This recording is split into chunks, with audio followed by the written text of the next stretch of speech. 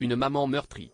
Le 7 juillet 2017, Ludovic, le fils unique de la chanteuse Sheila, est décédé d'une overdose de cocaïne et de benzodiazépine à l'âge de 42 ans.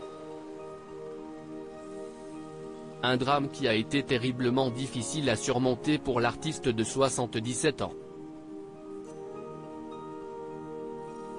6 ans plus tard, la plaie de l'ex-compagne d'Yves Martin n'est toujours pas refermée.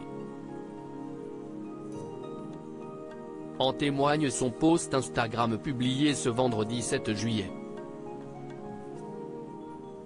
L'interprète de Vous les copains, Je ne vous oublierai jamais a en effet publié une photo de son fils, Ludovic, fruit de sa relation avec Guy Bel. Tu me manques, a-t-elle écrit avec beaucoup de tendresse.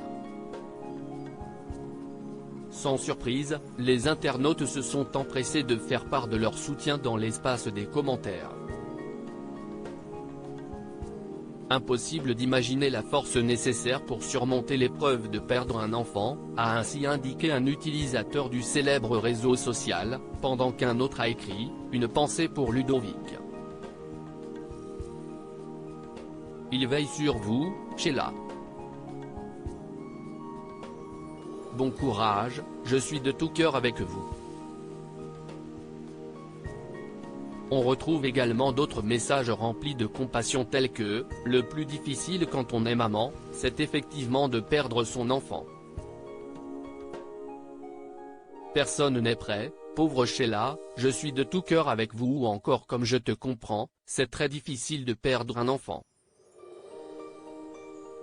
Courage. » Supérieur à Ringo, Claude François, son fils Ludovic, ces hommes qui ont marqué la vie de Sheila, ses confidences sur son fils Ludovic, ça a été mon moteur. Le décès de son fils, Sheila l'avait déjà évoqué dans le documentaire Archives secrètes, diffusé le 12 mai dernier, sur France 3.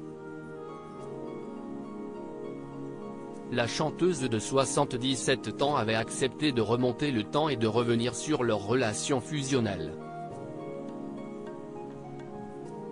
Ludo, ça a été mon moteur, avait-elle révélé avec affection, avant de poursuivre, on a été tous les deux, tout le temps.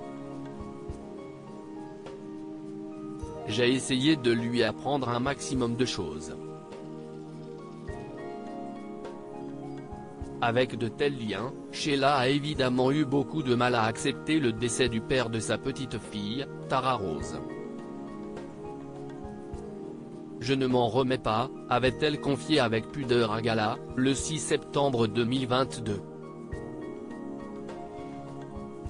Et de conclure, pour la première fois de ma vie, j'ai vu un psy. Ça fait du bien de parler, même si ça ne résout rien. Article écrit en collaboration avec 6 médias. Crédit photo, Guillaume Gatio. Best Image.